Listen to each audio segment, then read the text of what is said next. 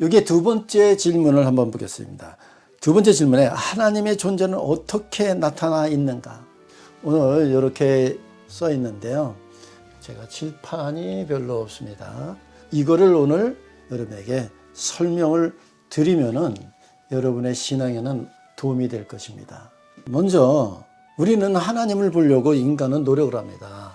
이렇게 인간은 하나님을 보려고 이제 노력을 해요. 그러니까 어느 사람들은 하나님을 자기의 감각으로 생각하죠. 감각. 자기가 감각적으로 이런 것이다. 저런 것이다. 이 하나님은 보이지 않으니까 사람들은 성령님을 가지고 자기 마음대로 해석하는 거예요. 신학에서 배우지 않습니까? 우리가 성령은 뭐로 나타나는가? 그러나 그것이 성령은 아닙니다. 성령의 존재를 그 시간 속에서 나타나는 거죠. 뭐 성령은 물로도 나타나고 바람으로도 나타나고 불로도 나타나고 그 다음에 비둘기로 나타나고 이렇게 여러 가지로 성령님이 나타납니다. 그런데 우리가 기도를 하면서 어느 때는 나 기도하다 보니까 뭔가 뜨거운 게 있었어. 기도하다 보니까 어느 때는 바람이 휙 지나갔어.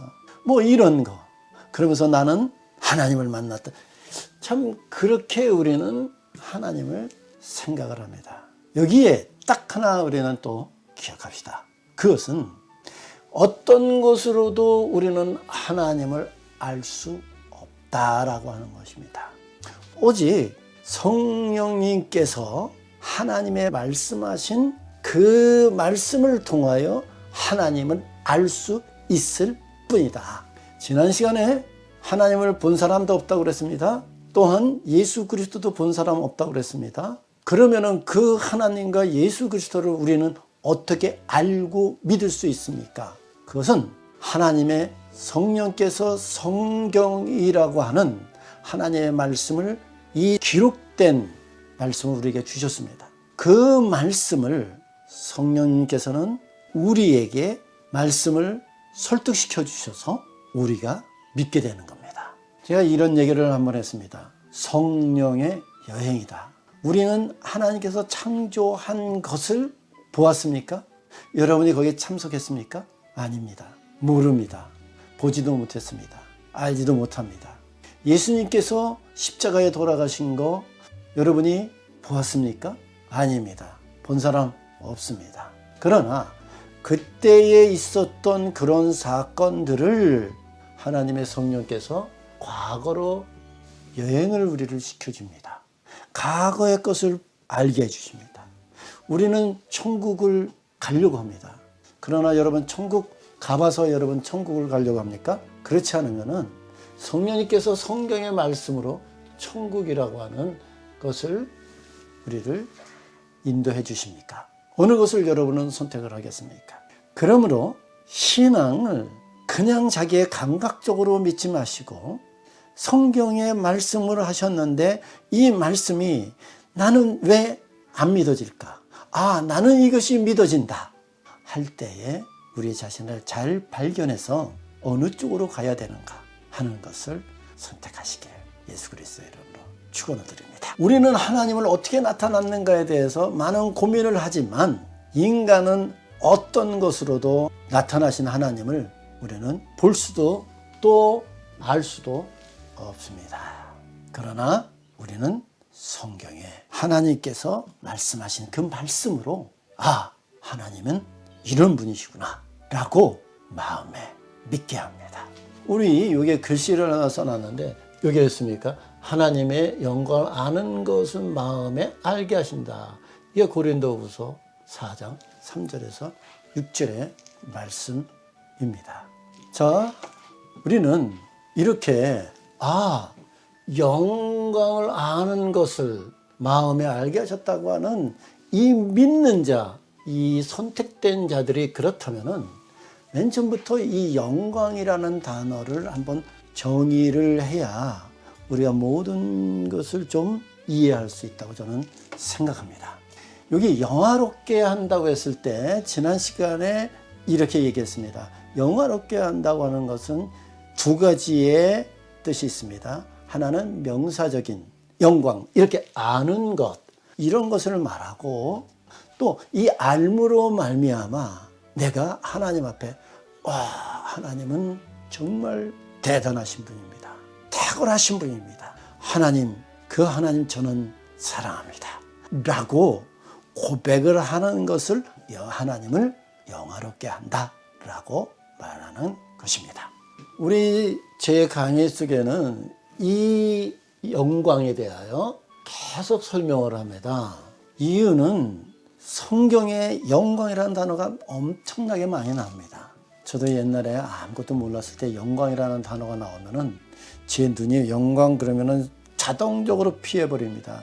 왜? 모르기 때문에.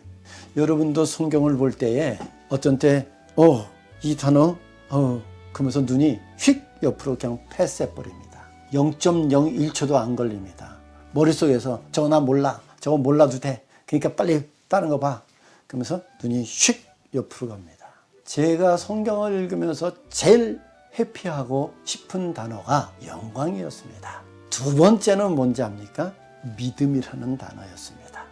영광과 믿음이라는 단어가 나면 그냥 영광하면 됐지 뭐, 그냥 믿으면 됐지, 이것으로 저는 끝나버렸습니다. 아마 어떤 분은 저와 동일한 지금 상황을 겪고 있을지도 모르겠습니다. 그래서 그때 제가 영광이란 도대체 뭔가 뒤지기 시작해서 조금 완벽하게 정리는 못했겠죠. 조금 정리해 보았습니다.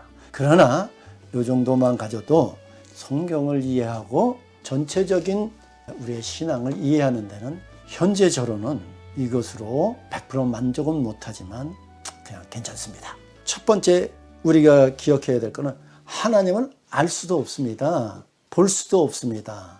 그러나 하나님은 창세 전에, 창조 전에 하나님은 계셨습니다. 그 계신 하나님을 우리는 정의를 하기를 본체적, 초월적, 우리는 이 하나님을 보지 못했던, 본체적으로 있었던 하나님이시다. 그때의 하나님은 성부와 성자와 성령이 계셨습니다. 그분들은 우리를 얘기해야 삼위일체 하나님이시라고 말씀을 하죠. 그래서 그분들이 창세전에 분명히 계셨습니다. 그리고서 그분들은 이 세상을 어떻게 할 것인가에 대하여 벌써 준비하셨습니다. 여러분들이 잘 알다시피 에베소서에 보면은 우리는 그것도 볼 수가 있습니다. 그러므로 우리 그 영광을 본체적 초월적 영광이라고 얘기하고 있습니다. 그건 창세 전입니다. 이 세상의 모든 만물이 창조되기 전에 계셨던 분을 우리가 알기 쉽게 본체적 초월적 영광이라고 합니다. 그래서 우리는 그분들은 알 수 없습니다. 그분들을 볼 수가 없습니다. 그런데 그분들께서 현재 우리가 이 땅에 살면서 그분들이 하신 것 중에 하나는 성경을 유추해 보면 구속의 언약이라는 게 있습니다. 즉, 이 타락한 선택된 자를 어떻게 구할 것인가를 이분들이 약속을 하시죠. 그래서 하나님은 계획하시고 성자 예수 그리스도는 실행하시고 그 실행한 그것을 성령께서는 우리에게 지금 알게 해주시고 믿게 해주셔서 우리에게 믿음을 강건하게 주시는 분, 그래서 그분들이 약속을 합니다. 그래서 그거를 구속의 언약이라고 우리는 그냥 쉽게 이해하기 쉽게 말하고 있는 것입니다. 구속의 언약이라는 단어는 성경에 없습니다. 삼위일체라는 단어도 없습니다. 그러므로 먼저 하나님의 영광, 이 알 수 없는 이 영광의 파트를 잘 알아야 됩니다. 그래서 그거를 다시 한번 얘기합니다. 본체적, 초월적 영광이다 라고 하는 겁니다. 이제 삼일체 하나님께서 자기를 표현합니다. 즉 자기를 발산합니다. 그것이 뭐냐? 자기를 발산하는 것이 첫 번째 창조입니다. 창조를 했어요. 그래서 우리는 표현된 영광, 즉 본체적 초월적 영광에서 이거를 표현했습니다. 알 수 없기 때문에, 볼 수 없기 때문에, 그러나 이제는 이것을 표현해 주신 것입니다. 표현해 주시다 보니까 만물을 창조하는 게 나옵니다. 창세기 1장을 보면은 하나님께서 어떻게 표현하셨다라고 하는 것이 이제 설명을 하게 됩니다. 그러니까 만물을 하나님께서 창조하십니다.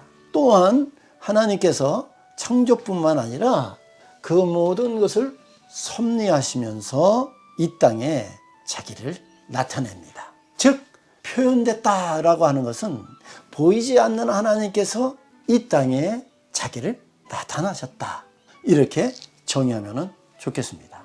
그 다음에 인간을 하나님께서 만드시죠. 왜 인간이 하나님의 형상과 모양을 따라 이렇게 얘기하는 건지 아십니까? 그것은 하나님께서 하나님 자신을 표현된 것이기 때문에 그 속에 특별히 인간에게는 하나님의 영을 불어 넣으셔서 인간을 자기의 형상과 모양을 따라 이렇게 말씀하시는 겁니다. 그러나 다른 창조물들은 하나님의 영은 그 속에 없습니다. 그래서 모든 것보다도 하나님은 자기의 영을 넣었던 인간에 대해서 중점적으로 보실 수밖에 없는 거겠죠. 그런데 인간을 창조하시고 인간에게 약속을 줍니다. 행위의 언약이라고 그러죠. 그런데 그것은 선악을 알게 하는 실과를 먹지 말라. 제가 거기는 더 많이 설명을 하지 않겠습니다. 지난 시간에도 했으니까. 이 행위의 언약을 약속을 합니다. 그러나 인간은 타락을 하죠. 선악을 알게 하는 것을 먹습니다. 그래서 인간은 타락을 해버립니다. 인간의 타락에 대해서 우리 조금 설명을 드리면은 하나님처럼 너는 될 것이다 라고 하는 사단의 유혹을 받습니다. 내가 먹는 날에는 내가 하나님처럼 될 것인 줄 알고서 하나님께서 먹지 말라고 하신 거다. 그러므로 너는 먹으면 무엇처럼 된다? 하나님처럼 된다 라고 하는 것입니다. 즉 그 얘기는 모든 인간의 모든 죄는 거기에 다 포함됩니다. 인간이 왜 저렇게 살까? 그러면은 한번 여기로 들어가서 어떤 마음으로 인간은 저 선악과를 먹었을까 하는 것으로 생각을 하면은 왜 저런 죄를 지을까에 대하여 쉽게 납득이 갑니다. 그 중에서도 하나님처럼 된다고 하는 그 뜻은 내가 다른 지배자가 된다고 하는 것입니다. 나는 지배자가 되는 겁니다. 보통이 아니고 지배자입니다. 즉 하나님은 우리를 지배하기 위해서 창조된 건 아닙니다. 그러나 인간은 하나님의 말씀을 잘못 오해함으로 말미암아 인간은 하나님처럼 된다는 것이 자기가 곧 지배자인 것처럼 생각을 합니다. 그래서 지배자는 먼저 하는 일이 있습니다. 사람을 죽이는 일입니다. 사람을 자기 마음대로 죽이고 군림하려고 하는 것이 지배자입니다. 그래서 인간이 맨 처음에 가인과 아벨이 있었을 때 가인은 아벨을 맨 처음에 죽입니다. 창세기에 보면은 인간이 타락해서 가인과 아벨에 대하여 첫 번째 거론한 죄는 가인이 아벨을 죽이는 겁니다. 이유는 뭡니까? 내가 지배자기 때문에. 그 다음에 이제 창세기 4장 가면은 쫙 보면은 거기에 이 지배자들이 나타납니다. 그러므로 이 지배자는 세상의 모든 중심은 자신에게 있다는 것을 여러분 기억해 주시기 바랍니다. 그냥 단순한 죄가 아닙니다. 내가 모든 것을 지배하고 살겠다 하는 것입니다. 지금 이 시대도 이 자연이라고 하는 것은 왜 이렇게 파괴가 됩니까? 그것은 내가 지배자이기 때문에 내 마음대로 쓰겠다는 겁니다. 여러분 이 자연의 파괴에 대해서는 그건 막을 수가 없습니다. 인간은 그것을 조금 늦출 수는 있겠지만 그것도 하나님의 시간 속에 있는 겁니다. 우리는 그것을 다시 회복할 수는 없습니다. 왜? 인간의 마음속에 지배자의 마음이 있기 때문인 것입니다. 한번 여러분의 직장과 또 여러분 정치와 그 다음에 나라와 또 여러분의 가정과 여러분의 모임과 이런 것 속에서 나타나는 제일 어려운 것은 지배자에 대한 것입니다. 나는 그것을 지배하고 싶어. 나는 가정을 지배하고 싶어. 모든 것을 지배하고 싶은 이 욕망이 인간에게 있다라고 하는 것입니다. 그 얘기는 이 지배자는 하나님과 대결을 하게 되겠죠. 그래서 인간은 하나님 그러면은 이 주먹을 쥐고서 하나님을 대적합니다. 그래서 로마서에 말씀하시기를 하나님하고 우리는 원수된 자라고 얘기합니다. 원수된 자입니다. 그냥 죄로 조금 죄져서 죄값을 받는 존재가 아닌 것입니다. 원수라고 로마서는 말씀하고 있는 것입니다. 이유가 지배자이기 때문인 것입니다. 그래서 인간은 하나님과 대결해서 나는 지배자로 살겠다라고 하는 것이 인간의 본성적 모든 인간의 사회 속에서 나타나는 현상이 바로 그것입니다. 여러 가지 욕심이다, 질투다, 여러 가지 그 죄의 본성 속에서 나오는 것들을 우리는 정의하려고 하지만 제일 기본적인 것은 성경에 뭐라고 말씀하십니까? 인간은 하나님처럼 되고 싶은 마음인 것입니다. 그래서 로마서의 1장에 보면은 인간의 죄악에 대해서 쭉 모든 것을 다는 아니지만 거론을 합니다. 거기에 중심적인 내용은 인간은 지배자라고 하는 것입니다. 여러분도 한번 깊이 이것을 생각해야 성경에 말씀하시는 그 뜻을 알 수가 있습니다. 그래서 다시 한번 정리합니다. 인간은 하나님처럼 너는 될 것이다 그러는 사단의 말을 듣고 내가 하나님처럼 되는 그런 위치에 가고 싶은 인간이 선악과를 따먹으로 말미암아 하나님과 원수가 됐습니다. 그런데 이 인간이 하나님께서 다시 이 인간을 품으려고 합니다.